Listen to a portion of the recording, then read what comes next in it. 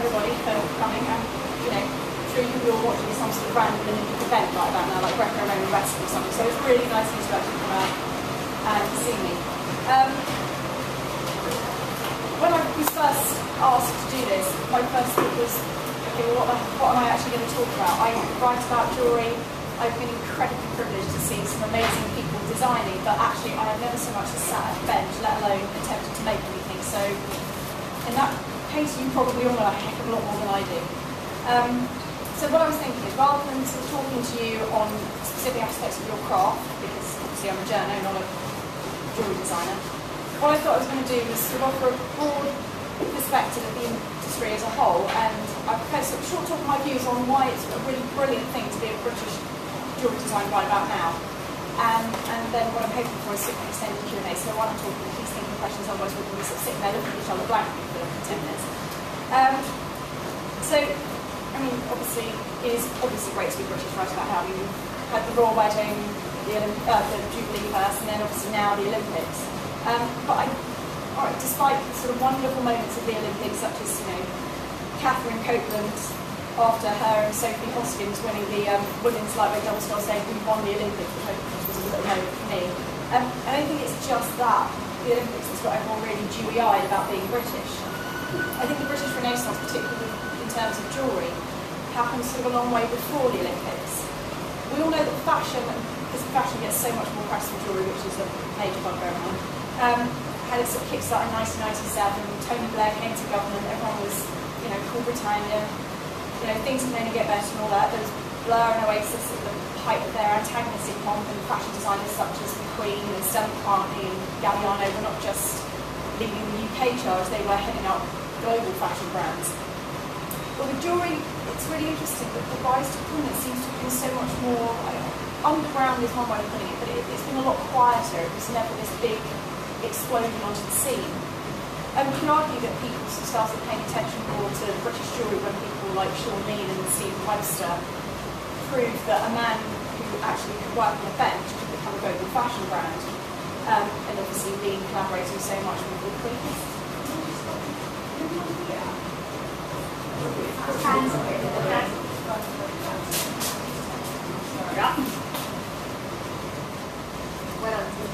Put it on the back in case you want to. Sorry.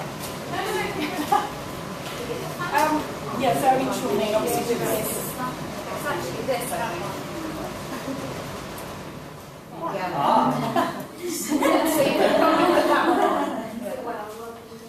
So, yeah, sorry.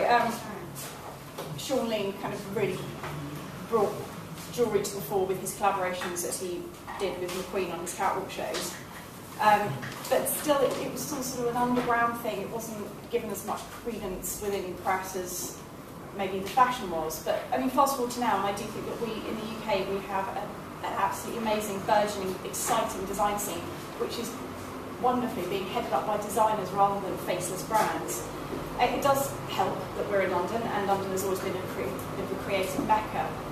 Lots of commuting jewellery designers as well are now sort of popping up in places such as Blackpool Yard, just over the road, so my sense of direction is off. Cockpit Arts and opposite Panther House in Mount Pleasant, also around the corner. To write this, or sort of to speak about the UK jewellery design scene, I did actually canvass opinions of sort of some of the designers I know. Canvass, it basically meant take them down the pub and get them to have a good bitch about the industry. But, canvass is the polite word, I suppose. Anyway, apparently one of the really brilliant things which I actually didn't realise about being in the British jewellery industry at the moment is that actually luxury brands are starting to take notice of British jewellery designers and are actually bringing them on staff and asking them to consult. So you're ending up with this sort of collaboration. So although faceless brands may still be out there, it's interesting that they're coming to this pool of talent in order to get their creatives and get the people who are going to move their designs forward. Another designer, again something I didn't know, also flagged up that apparently it was also down to Labour that we sort of have this scene now, because Labour wanted less people unemployed. So what they did was they developed degrees for artistic and creative types rather than just purely academic. So what that meant was that more people went into higher education in these areas. So rather than doing apprenticeships or going on the dole while they tried to sort of fathom where they were going with their career, they were actually given the opportunity to be educated in this area. You didn't require the same grades in the same way as you maybe would do with an academic degree. So it opened up a whole load of opportunities and skill sets. And also, as someone pointed out to me, that since we no longer have a manufacturing industry, this design element is on the rise because the creative industry is incredibly flexible and sustainable, and it also evolves. The other thing that seems to be happening, and again, it's sort of a bit of a chicken and egg thing. I don't know whether it's because we're seeing more and more jewellery design talent being taken seriously in the UK, or whether just because this is facilitating the design talent, but there are more and more resources available to new designers. Courses run by people such as Holts, obviously, as well as competitions that are coming up, such as the Longman Design Innovation, which has an emerging category which is open to people who have 5 years or fewer experience within the industry, which is an incredible platform for young designers, if they do get on that winning list, to be put in front of buyers, influential people, and also to get some kind of help creating kind of pieces that maybe they wouldn't be able to create normally. And another thing that's very exciting that the British Library has just introduced in association with ArtCrest is a bursary at the British Library. I think, someone may correct me on this, I think it's the first time they've done anything like this. So the idea is that a jeweller will be in residence at the British Library, they'll get a £3,000 bursary, and they'll develop pieces which is inspired by material in the British Library's collections. Another one of the major changes, because obviously everyone wants to get their name out there and in the press, and it's an incredibly difficult thing because when you start out you don't have the resources to hire a PR agency, or maybe just don't even want to hire a PR agency.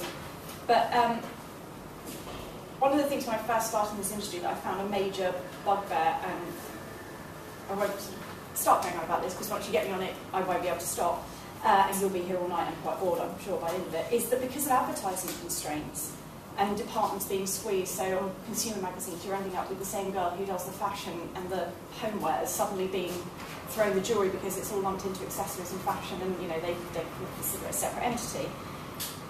Consumer magazine reporting sort of became a rotation of brand names that, you know, there was no point of differentiation, and not that there's anything wrong with what Chanel or Dior or Bulgari are putting out there, but the industry is so much more than that. And I think that finally, and I don't know again whether this is being driven by consumers, magazines are starting to realise that there is more out there, because consumers, because of the economic situation, are thinking, well, I can spend that kind of money and I can put it towards a piece that is original and different, or I can put it towards a piece at the same price that everyone in my street is going to be wearing. It's quite an interesting thing that's happening at the moment.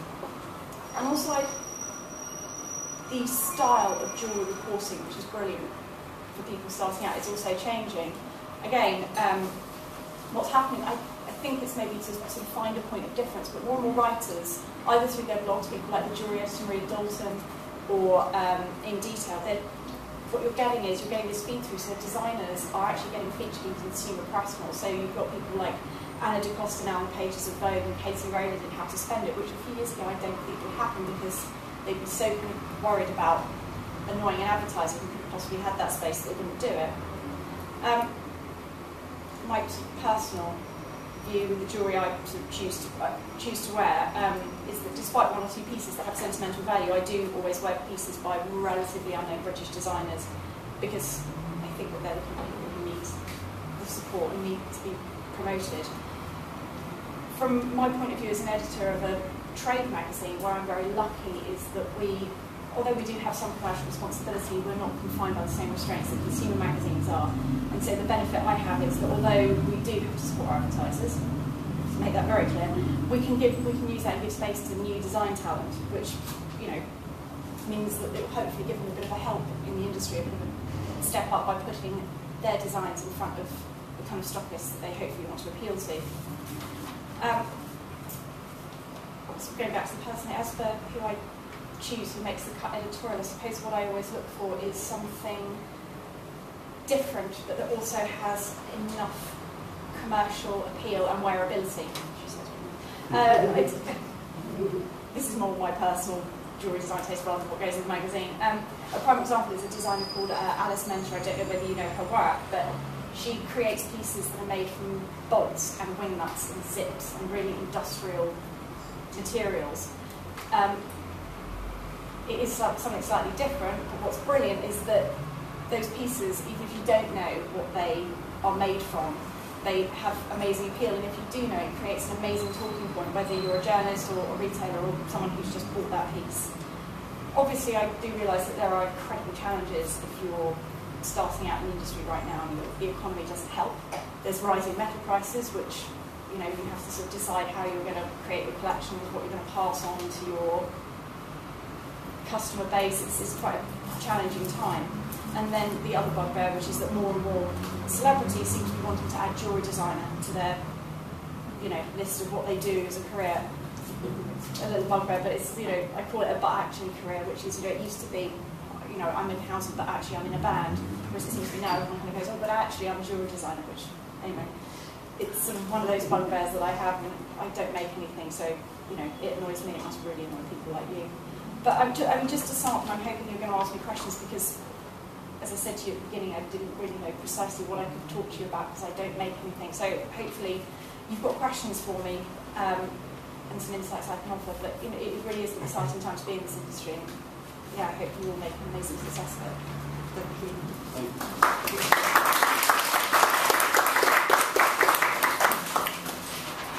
Any questions? Yeah? Can you tell us more about retail jeweller, the actual online side of things, and how we might access, putting something on? What, getting something on our site? The best thing to do is send an email to me. I know it sounds like a really basic thing. I suppose if you want more detail, what you always have a specific section, maybe for up-and-coming talents. As I said to you, I do try and feature up-and-coming talent quite frequently. So if something comes in my inbox that I think is genuinely exciting, interesting, and people want to know about, then of course I'll feature it. Just a small sort of practicality. Always make sure you address it to someone. Make sure the email is addressed to someone, not sort of to dear Sir or Madam, and sounds like it's a small bugbear, but it's when people sort of say, oh, I hope you can forward this to your fashion department. It's like, well, we don't have one. It shows that people haven't even looked at the masthead. So all I would say is just make sure it's well written, nice pictures, and addressed to the right person. Sorry, go on. Yeah. I've only just started in the academy quite recently. I've done a intense course for 5 weeks. Yeah. I was doing it on level 3. But in terms of, if I was to produce something which is like a one-off unique piece, would that be something that might be featured?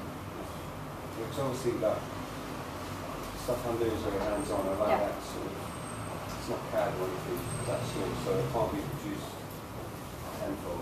No, of course. I mean, a lot of the designers we do feature are people that don't make to order or bake bespoke, or no, it's not necessarily that we only feature people that have already got a massive collection behind them. That's what I said to you. That's why we're kind of in a slightly more advantageous situation compared to maybe a consumer magazine where you would have to have a collection, because they'd like to know that if they do put your name and your stockist number, that someone can phone up and actually get a piece of jewellery rather than being told, sorry, no, we've only got one of those. I was going to ask, is there like a selection process of what you go through when you're choosing what type of stuff, or is there a specific thing that you look for? As I said, I suppose from my point of view, what I want to, because I have a responsibility both to designers as a responsibility to the retailers, I can't put anything really in the magazine that's completely outlandish and you think, well, no one's ever going to buy it or stock it. But other than that...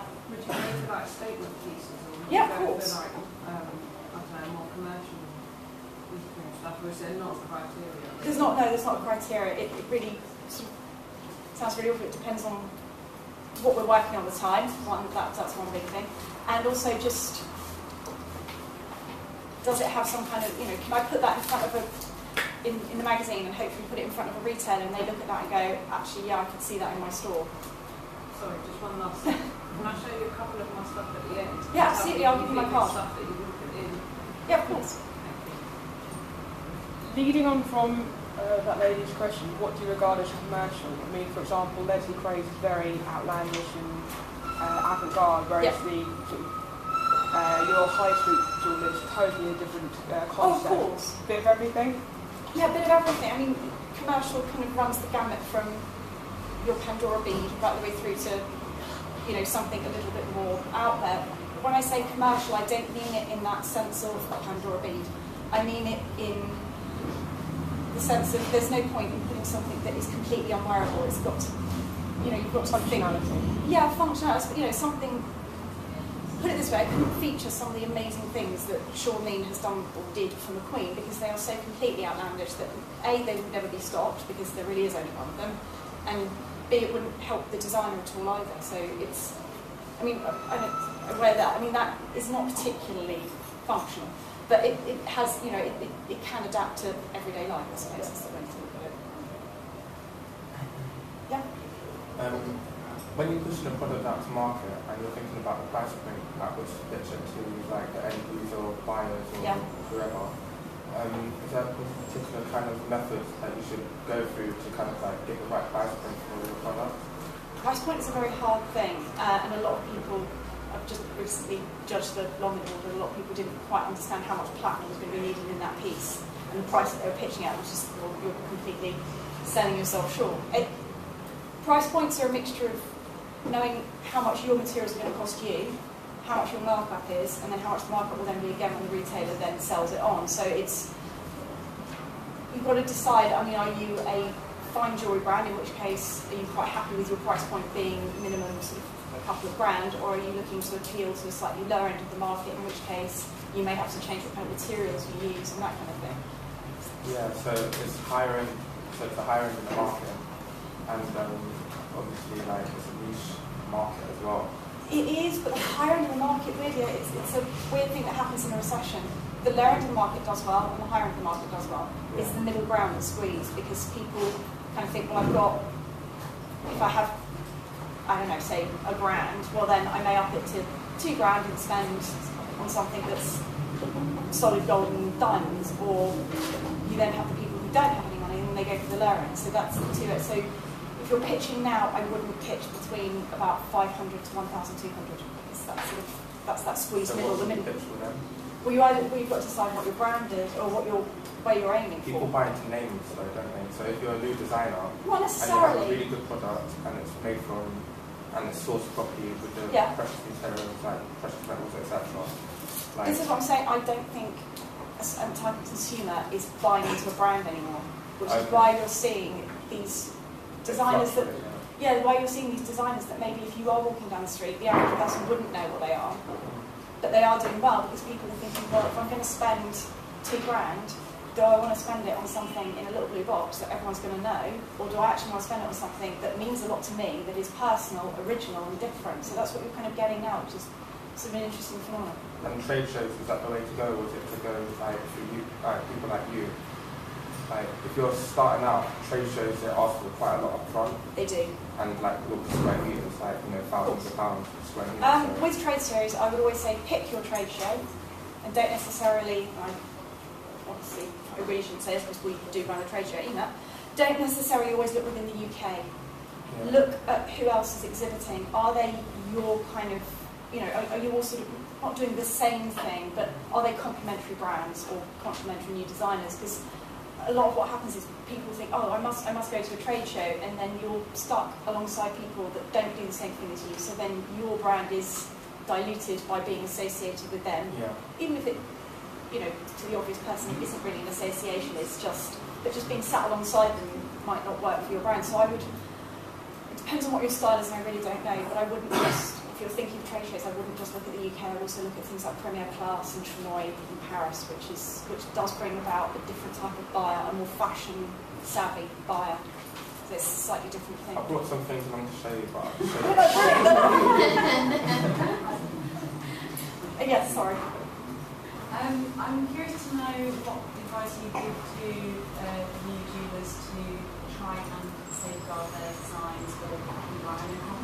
Oh God. And I know jewellery is not specifically recognised in copyright. No. So what would you, as much as anyone can, what should people do? You should. There is a website, and for the life of me I can't remember it, that does help people protect intellectual property, but just keep every sketch. Make sure you date it, make sure it's signed, because then you can prove that your idea, you can validate that your idea you came up with in 2010 and Topshop's ripping it off in 2013. But as long as you can prove that that was when you came up with it, you should have some kind of provenance. But it's a really hard thing to do, and we've seen what happens with people like Tatty Divine and things like that. You can't protect it. Well, you can to a certain extent, but you then have to get into the realm of legal fees, and not a lot of people can afford that. See the compliment. Pardon? See the compliment. Not when it was like Tatty Divine or Casey Yeah, Rowland it's had it just happen. there. Tatty Divine, that wasn't a compliment, that was a straight rip-off. But they went on social media and got everyone behind them. Claire's Accessories had to take it down. And so, I mean, you do have that, but it will happen. It's how far you... I mean, for a lot of people who strongly word the solicitor's letter, it does sort of work, but it's a tough thing. Depends who you fight, I suppose. Exactly. Yeah, you're not wrong. Yes? Hi, I'm really interested in fashion jewellery, and I wonder if you could tell me what some trends or strong trends that you're seeing coming through in terms of fashion jewellery. When you say fashion jewellery, you mean... More type of jewellery, high-end fashion jewellery, as opposed to, Yeah, it's a bit like clothing. It's always a massive dichotomy. You either, you're having some people bringing out things that are small, delicate, and very sort of refined, or you, at the moment, it's pretty much an absolute split between small, delicate, refined, or big statement pieces, large stones, really, I mean, the statement necklace never gets away. It's a perennial in fashion. I'm seeing a lot, and not just because I'm wearing it, seeing a lot of statement rings, and not just the kind of one big stone on a 4-4 satin or whatever, but something a bit innovative. The knuckle dust is doing really well. Ear cuffs. Chanel brought out ear cuffs, I'm going to say last year, but for some reason the ear cuff is having a bit of a renaissance. Huge bangles, definitely as well. Yeah. Is that right? There's a number of new designers here, and I know that you guys, Retail Jeweller, runs every year the awards. Yes. For a new designer trying to get themselves noticed, what do you look for in the awards when you assess them?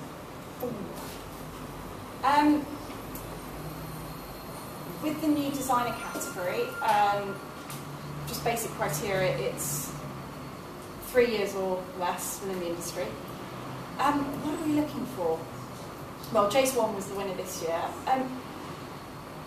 It's a combination, again, and I keep going back to commerciality, and I don't mean it in a kind of dumbing down sense, but it's having the sort of sense that you're not creating something for your, second year at Central St Martin's. It has to be, you have to have a sense of the collection, a sense of an identity, a decent idea of where you're going with this. And I don't mean we want a 5-year business plan or anything like that, but at least some kind of practical sense that you understand that you are going to have to start running a business at some point here. You may just have your first collection out and it may be doing really well, but you should have some sort of sense of, in 2-3 years' time, I want to be doing this and I have the plan set out in order to be able to do that.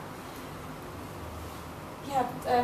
So not necessarily sales, quantity, or anything no, like that? we don't ask that of a new designer, because a new designer could only be in the industry 3 years, and that means that 2 years they've been slogging away at the bench and they've only just got 3 stockists in the last year. No. I mean, for the jewellery designer, yes, we do obviously look for that, but not for the new designer, just because it's a little bit unfair, we think. I have a question actually, if I'm curious to how you actually discover your new design and remakers. You have like scouts that go out and look for people? Is it just I to go wish. to new design shows? I love that.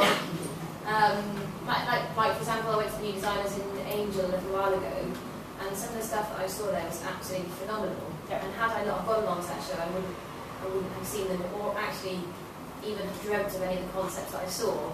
But just out of curiosity, I think particularly for some of these guys, if you are wanting to go into have your own business and do your own thing, knowing how to market yourself and knowing how to be recognised and knowing how to be discovered is probably quite a good piece of information.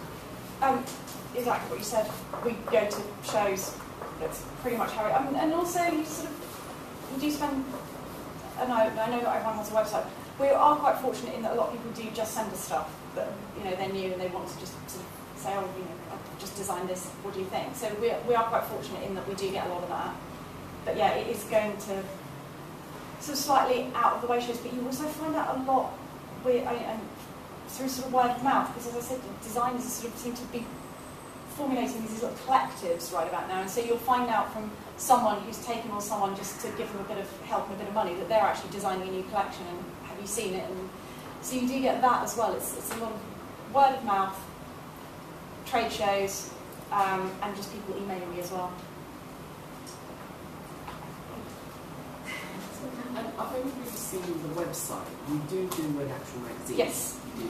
Okay. And the whole thing is really industry focused? Yes, absolutely. Okay. And the people that actually work within your team, have any of them got any practical experience? No, we're all writers, not so you're all writers. So from your, how did you become sort of interested in jewellery and then kind of have an eye and decide sort of what's good and what's not? I was writing on a completely different publication within the company, and people moved and I got the job through that. I will hold my hand up, I knew nothing when I started, absolutely nothing, but you learn. I suppose you sort of learn by talking to people. I mean, I've got a personal eye for what I like, but that's very different from what a lot of people like. It's not particularly, everyone's taste, but you sort of learn by talking to retailers what they kind of think they want to stock. You talk to consumers as well, and obviously you talk to consumers, that's everyone else. But so you do talk to people, and you do get a sense of what people are looking for and what retailers are looking for. So you learn. As I say, I knew nothing when I started, so it was a case of just learning on the job. Well, when you're deciding sort of who to choose for the newcomer, to feature a person in you become a designer, is there a team of you that are choosing? Are you the main poncho? Or? We have a very small team. It's just myself and my deputy editor, so it's sort of between the two of us, really. Yeah. Would you be interested in somebody coming to do work experience with you? Of course. Okay. Yeah, of course, absolutely. And this is going to sound really silly, but in the same way that fashion editors have to sit there and look at, the slew of things that they see coming down a catwalk and pick maybe 5 things that they think are going to be major trends. There's always going to be hit and misses. I mean, you'll see in fashion magazines they start trumpeting, I don't know, new Prada, Dolly shoe boots. Yeah, exactly. It doesn't have to. Sometimes they get it right, but you do have to sort of make an executive decision. Sometimes it works, and sometimes you kind of go, slightly back the wrong horse there. But and how long has retail jewellery been going for? 77 years. Wow. Yeah, not obviously.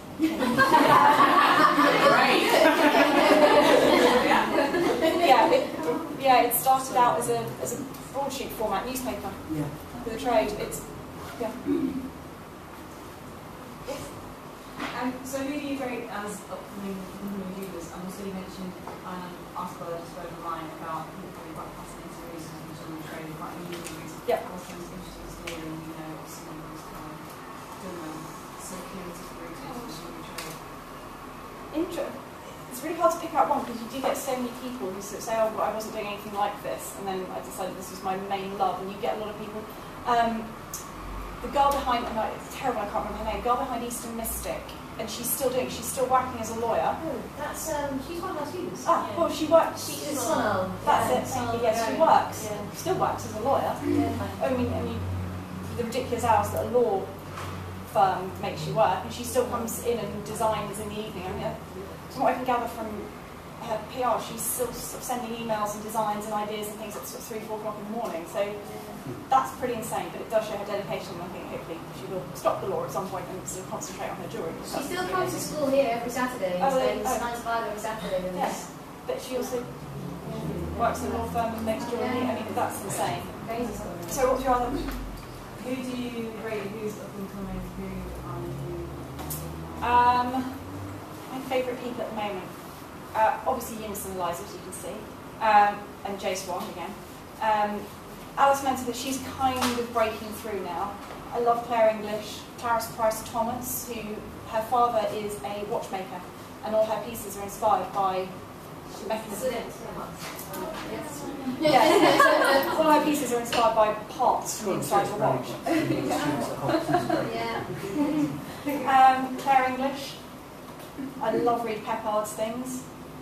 I've forgotten. No, I think they're sort of my favourites at the moment. and haven't quite broken through yet. The Alice Mentor's getting there. She's doing very well. Yes. Are you interested in like the designers' backgrounds and like of course. their philosophy as well? Yeah. But is that a big part of sort of like buying into the designer? Yeah, it does help. Yes, I think it does, because you do buy, when you, as a consumer, when you buy into a designer maker who you don't necessarily know, you do buy into their story as well. You buy into the kind of A, the stories they tell through their jewellery, but B, their actual own personal sort of experiences, because it does become such a personal purchase that actually, yes, that does matter as well, I think. Some people think it kills it, you know, like faceless brands, people like that. It stays, what's the word for it? Classic, like it stays, but if you put your face to it, it becomes something of like, you know, a one-hit wonder kind of thing. I don't think it does. I think your story matters a great deal. I think that is what engages the consumer or the person who's buying your jewellery with you. It's not, they're not buying from Chanel. They're not walking in there and picking up something off the shelf. They're buying from you, and they buy as much from you as they buy your jewellery, because it is a representation of you, of course. I mean, like when the jeweller becomes a celebrity, rather than like pushing out the stuff and you don't have a face to the name. Yeah, but we've not really seen that yet. I mean, I cited Shawnee and Steve Webster as 2 examples, but they're the only 2 real examples I can think of where an actual designer maker has become a global brand. And you have to think that Sean and Stephen are still very much a part of that business. You did buy into the fact that Stephen Webster looks like the 5th member of the Rolling Stones. You buy into all that. You don't. They're very much a part of their business. Okay, thank you. Anyone else have any questions? Yeah. No, please, after you. I've got a few questions for you. Okay. So have I, Sam. There might be a while. My name's Miranda Raw. I have emailed you before. You have? Yes, so thank you very much for writing a few bits about us. I'm from a completely non-jewellery background. I've joined our family business, and that's our sort of brand, is that we're a family business, and it's me and my father, etc. I come from a city background, so I have absolutely nothing to do with jewellery, and I haven't learned to make anything as fabulous as you guys have either. But I'm just wondering, what were when you started writing about this sort of thing? Yes. How did you start to learn about the industry? Because obviously I've kind of gone in the deep end and just sort of joined a family business and worked with my dad, and I could bore you senseless about pearls. But in terms of other things, you know, sort of the way the industry works, you know, different stones, different metals, different, you know, all the different events that happen in the industry. Besides reading magazines, obviously, I mean, how did you go about learning? There's a certain amount you can find out. There are always certain people who are very willing to take you under their wing and give you information. And also just by asking the stupidest questions imaginable. And not actually thinking they're stupid questions, because there is no point in me sitting there in front of someone who's an accomplished designer maker and pretending I know what he's talking about. I really did. You know, it's something I've always done as a journalist, is not been afraid to sound probably quite stupid and ignorant. Ask the obvious. Ask the obvious, because people are always willing to share information. So that's how I learn. And as I say, by to various people being very kind and on the other end of a phone. Okay, and my other question was, obviously there are various publications within the jewellery press, and obviously I try to talk to as many as possible. How do you place retail jeweller within that sort of set of different, different press? I mean, for example, what would you publish that maybe a professional jeweller wouldn't, or the jeweller wouldn't, or you know, how do you differentiate? We do have the heritage that not many of those others have. It's been in the industry for years, which is an amazing thing when you start out as a new editor and you're in the industry. People respect the publication anyway, and so respect your sort of caretaker, role with it. I'd like to think of ourselves as the Vogue of the industry, but I'm sure someone will shoot me down on that. But we try and make sure that what we print is informed, unbiased, well-rounded. I suppose that's you brought up Professional Jeweller. I think Professional Jeweller has being a very new publication, I think they have a place, but I think they're a lot more gossipy than we are, and I know maybe that works for some things, but because of I'm caretaking a 77-year-old brand, I can't suddenly turn it into heat. It just wouldn't work. It wouldn't work for publication. So we sort of you were trying to be somewhat more serious. Well, yeah, but you have that responsibility of sort of almost history with that brand. So you sort of try and create a more serious, more. Is there a particular kind of story that you're more likely to print as a result of that? Not necessarily. I think there's a different angle that we would maybe take to other publications. So that's what I always have to think is what kind of. Because you have a responsibility, and I suppose the thing that comes most easily to mind is when Pandora lost, I don't know how many % on the stock exchange, and it all went very horribly wrong for them. I have a responsibility to report that, but I also have a responsibility not to make every retailer who's stocking Pandora suddenly absolutely crap themselves and think, I better start selling this stuff now. So there's that kind of element. So I suppose that's the best example I have, is that you have to sort of balance reporting the news or the news of the industry, but doing it in such a way that actually it doesn't terrify people or scaremonger, or I hope that answers your question. It does, definitely. And my next question was going to be precious metal prices. Do you have some insight as to what might happen? God, I wish. For how long? I really wish. I mean, I've spoken to people that the view of the people who know a heck of a lot more than I do, because they actually speculate on all this, is that it can't keep going on like this. It just can't. But for the moment, they reckon it's still going to keep going up. Even silver's become quite expensive, right? Silver's crazy as well. Silver did better than gold. Silver's gains were better than gold last year, despite the massive hike in gold. Yeah, it's. Thank you.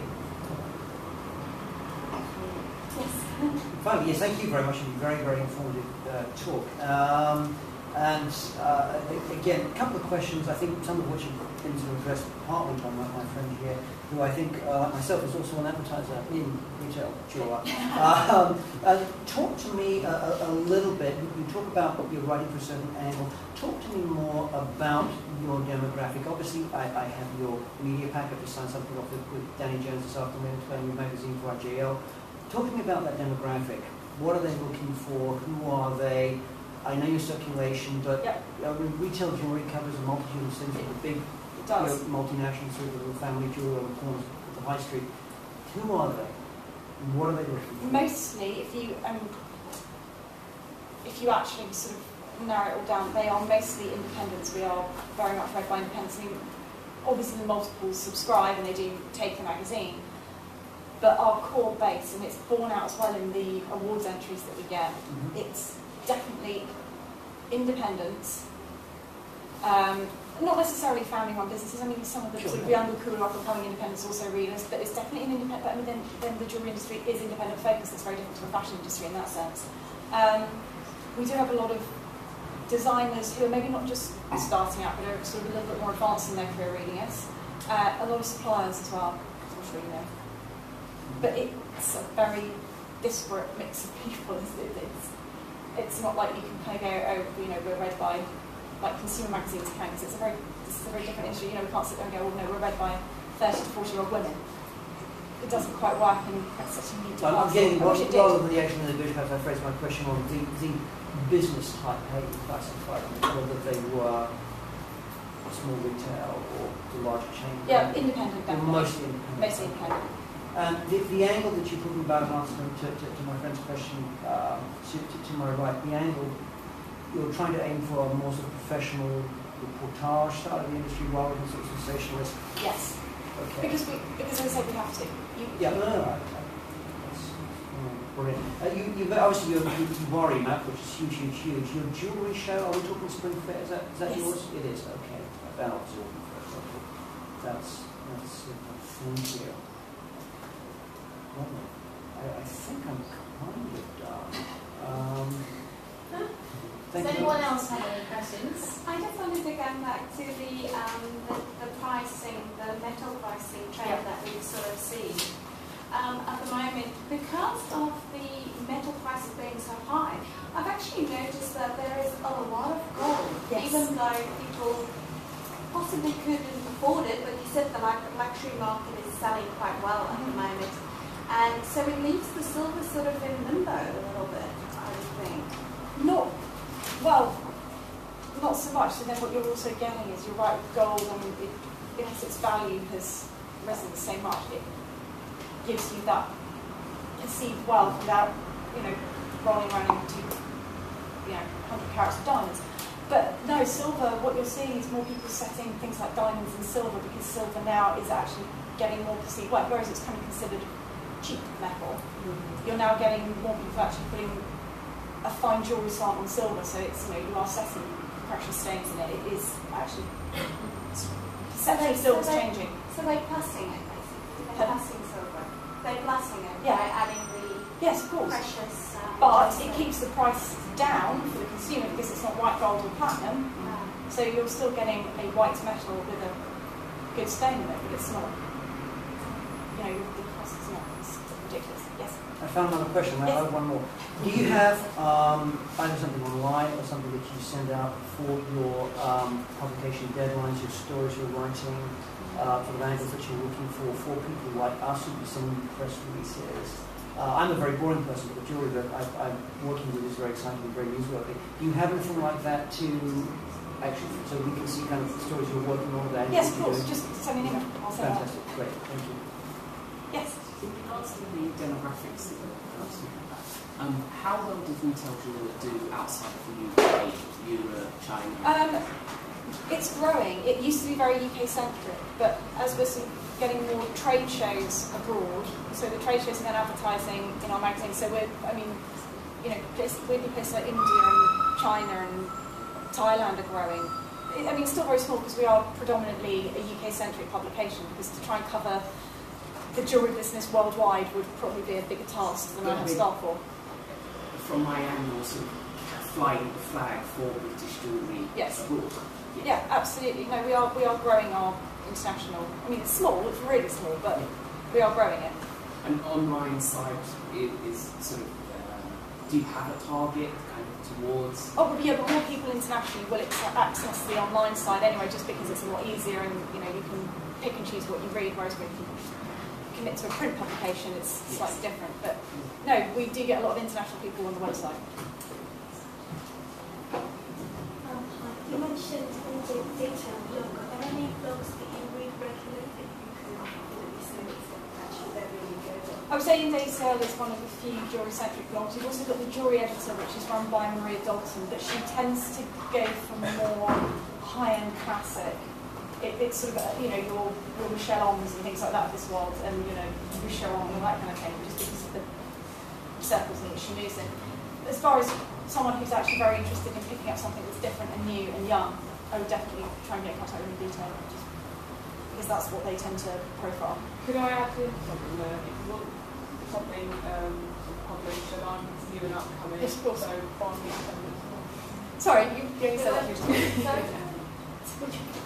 Sorry again? So I'm just think that. Go to Google Cut to the Chase, or go to highlight.com.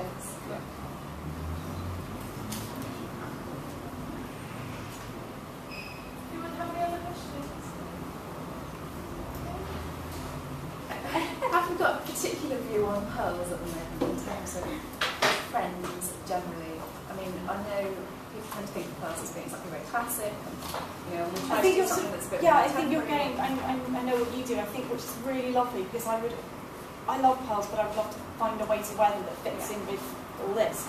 Yeah. And I like the fact that there are people, such as yourself, who are actually trying to move the pearl thing forward. It used to be that very classic, something that you inherited from your mother when you turned 40.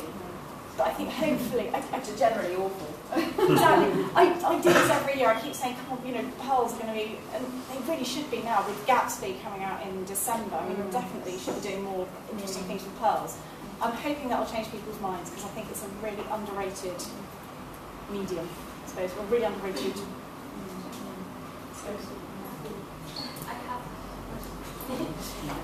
Why don't you stand on entities, mine, gold, silver? As a publication, what do you guys do for? We've done quite a few features on Fairly Traded, Fairly Mined. Obviously, when we got the first consignment in the UK, which was last year? Yes. Valentine's Day last year. No, God, absolutely. You can't not support it. I mean, it's But in terms of let's say selecting your up and coming new designers, does this play a role, a fact on your? Because there's only so much that we have in the UK at the moment. I don't think it can play a major role. If people are creating their designs purely to showcase that, then absolutely. But I kind of think at the moment the way we, as an industry publication, have to treat it is almost the same way people treat fairly traded coffee, which is promote it and it's there, but we can't exclusively make it a criteria or something like the awards, just because there are so few people able to access it at the moment. Or afford it. Or afford it. Is anyone else going to put their hand up? No? I'll take the opportunity to say thanks very much for this evening. Thank you very much. We also want to take the opportunity as well to remind students, please, to be a bit mindful, but obviously if you're going to come up and show